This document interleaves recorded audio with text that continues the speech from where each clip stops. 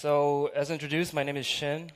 I work at Nexon. We're a global publisher of free-to-play online games. We publish games in over 100 countries around the world. And today we've already had a couple of talks about the future of gaming from Tim, from Eric, and we also had some talks about kind of communication and how that defines the future of fun.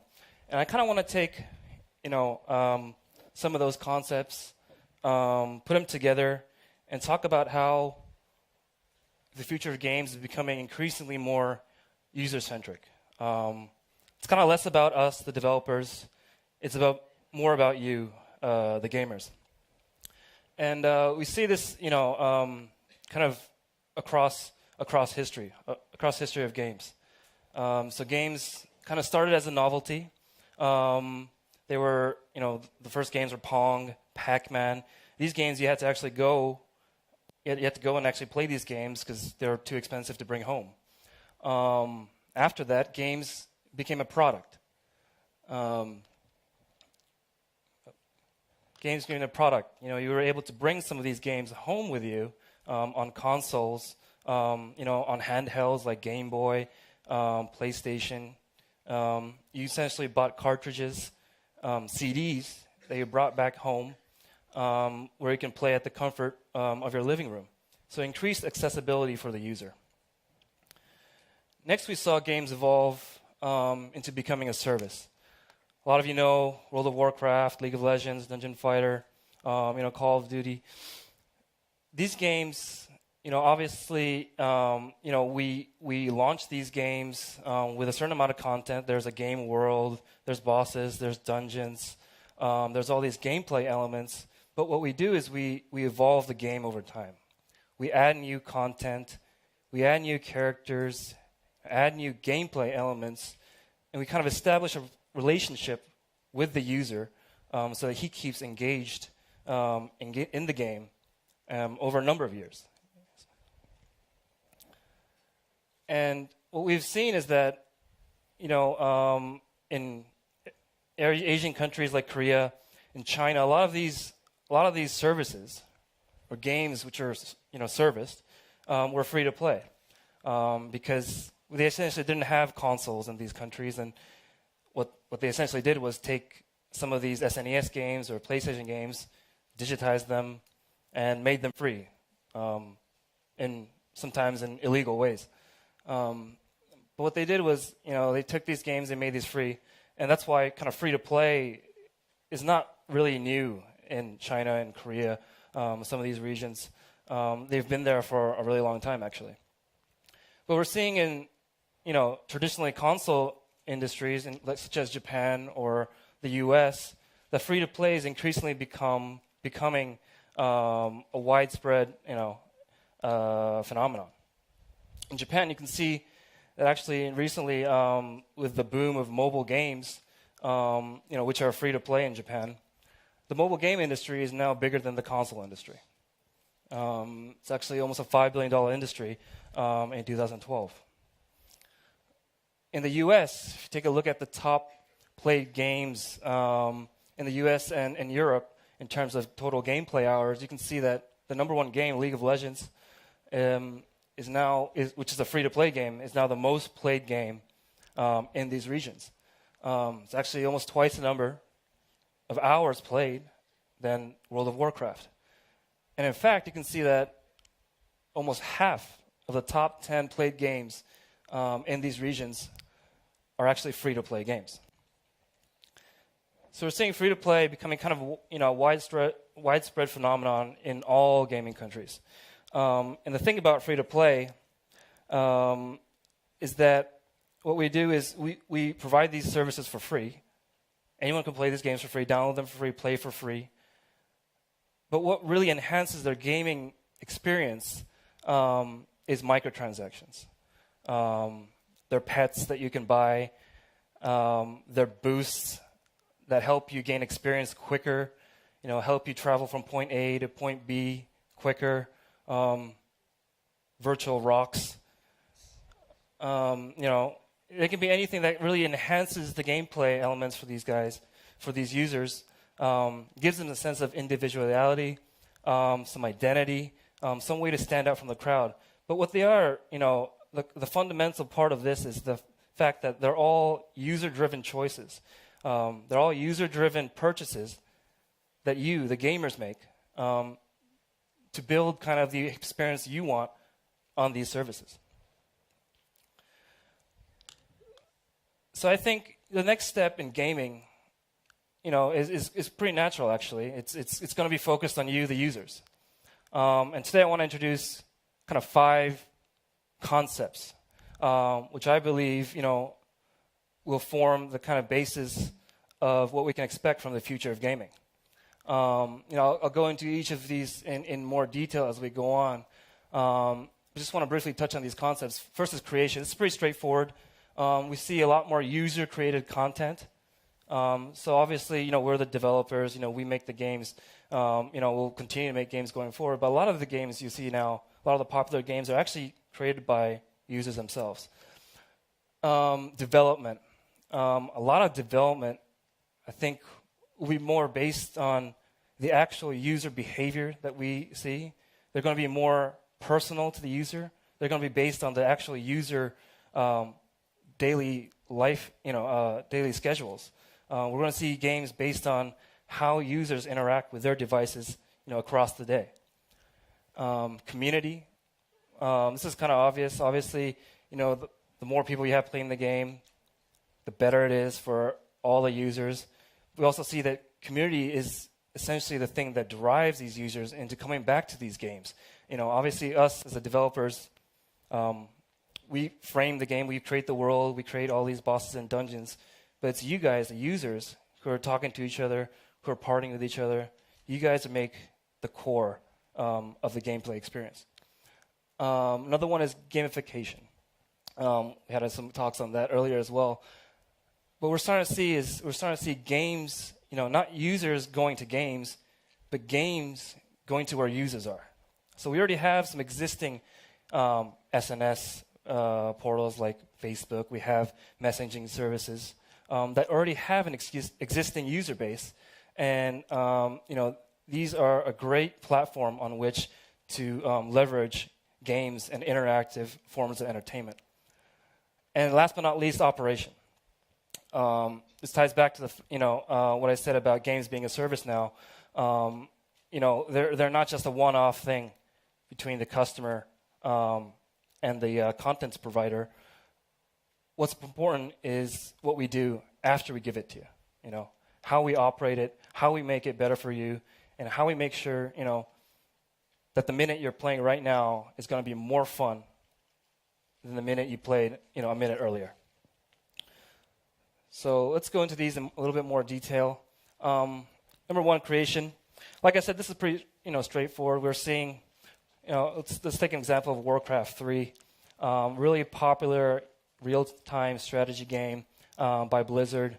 What happened was they have this map editor where users can go in and create their own custom maps, which can be uploaded and other users can play.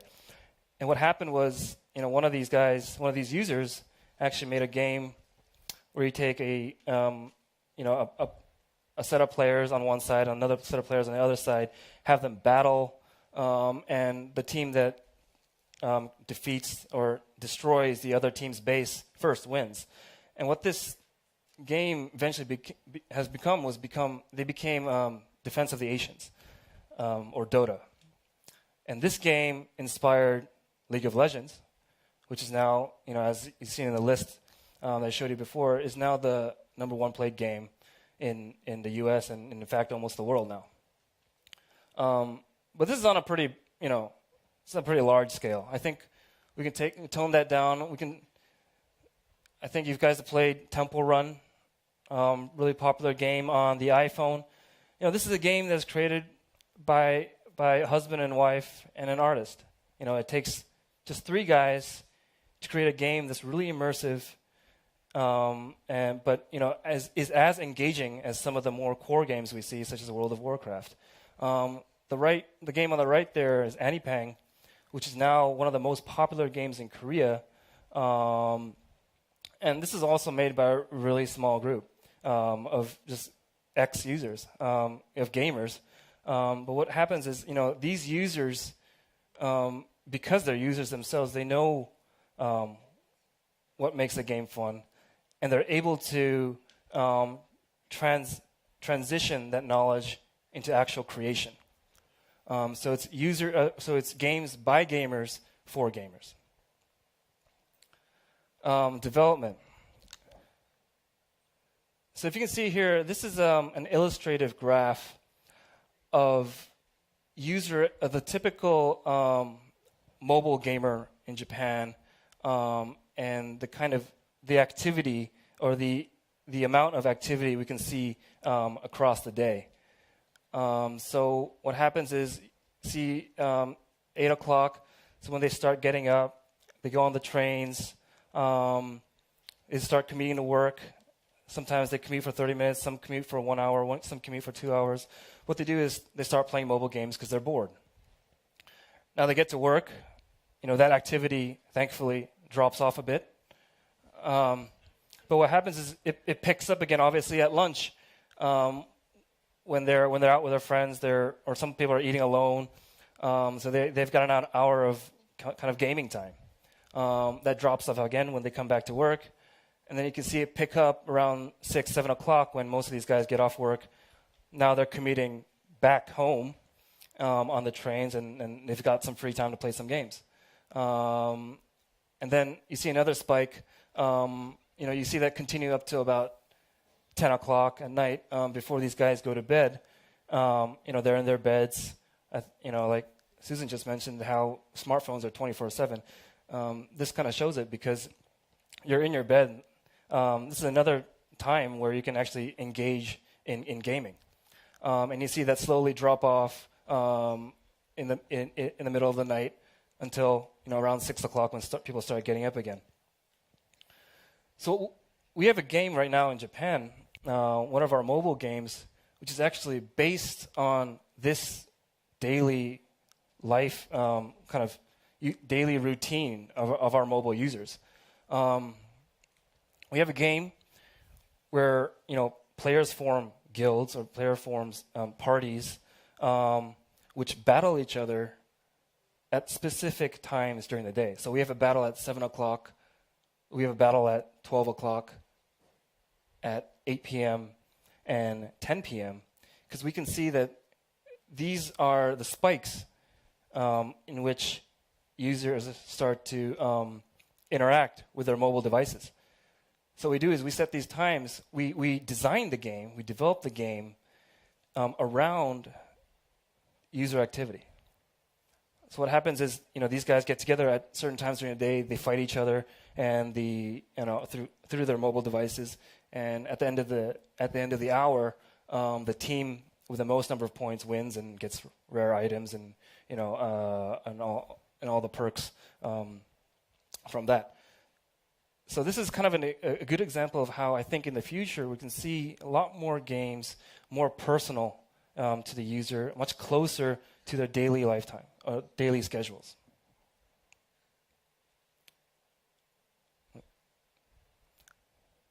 So community.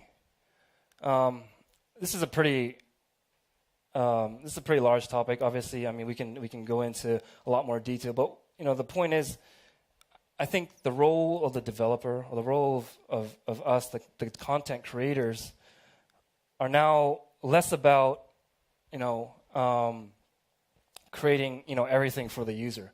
What we do is we create the frame, we create the world, we create some dungeons, some characters that you can use. But what really enhances the gaming experience is the users themselves. What they do is they create guilds. They participate in raids. A bunch of guys get together and fight this really big monster, or they form parties to enjoy quests together. They engage in PvP. They fight one another, player versus player. So what we as developers do is we frame the game, but your role, the user's role in this, is to actually create the user experience and create it for each other. This is a shot from one of our games, Maple Story. It's a little hard to see, but you can see there's a lot of dialogue, a lot of communication. And actually, we see games as you go along in these games. Sometimes users come back just to communicate with other users. It's obviously it's about doing the quest. It's about getting the weapons and stuff like that. But a lot of it is about going back and seeing player A or player B, which helped you out last night, or talking with making sure you get the most updated information on what's going on in the game. Just being engaged in that user community, the gamer community. We have a great story actually. One of our guys in the office, he's Korean, but he works in Japan. What he does is actually he is a character on Maple Story, and his son has a character on Maple Story. And what they do every day at a set time is log in together and communicate. During working hours. So this is a form of communication. Games is a form of communication in which they can, a father and son can be together in an online interactive setting. Gamification. Again, we're seeing games going to where users are on existing existing platforms. We saw that on Facebook. We saw that in SNS services in Japan, Mobile Gateway, on smartphone messaging applications like Line, like Kakao Talk. All these have opened up game centers so people can engage, which adds kind of an interactive layer. So gaming adds an interactive layer over this framework of communication and community. And last but not least, feedback. I had the chance to sit down with some of our mobile studio for a week, and what I saw was incredible. We saw data from that morning's battle. What we did was we went in and right after, we tweaked it, we changed, the probability of getting this item, we changed this quest, and at the end of the day, the battle was something completely different. So we do this day after day. User feedback is immediate. We immediately take that, implement the changes into the game so that their experience the next day is different and better. And we're going to do this over and over to tune these experiences for the users so that it's more personal for them, more relevant for them on a quicker scale. So just to sum up, I talked a little bit about how users engage and how they define sort of the core elements of games we see today. I think going forward, obviously, games are going to get bigger. They're going to get prettier, more real. Male characters are going to get buffer. Female characters, they're going to get hotter. But I think what's most important and fundamental about the future of gaming is that it's going to be more granular. It's going to be about the 5 minutes you're on the train, the 5 minutes, you're in the bathroom, the 5 minutes, you're sitting in the TED conference. All these are relevant to us now. So I think, the future of game is obviously, technical, but the future of games is also in you, the gamers. Thank you very much.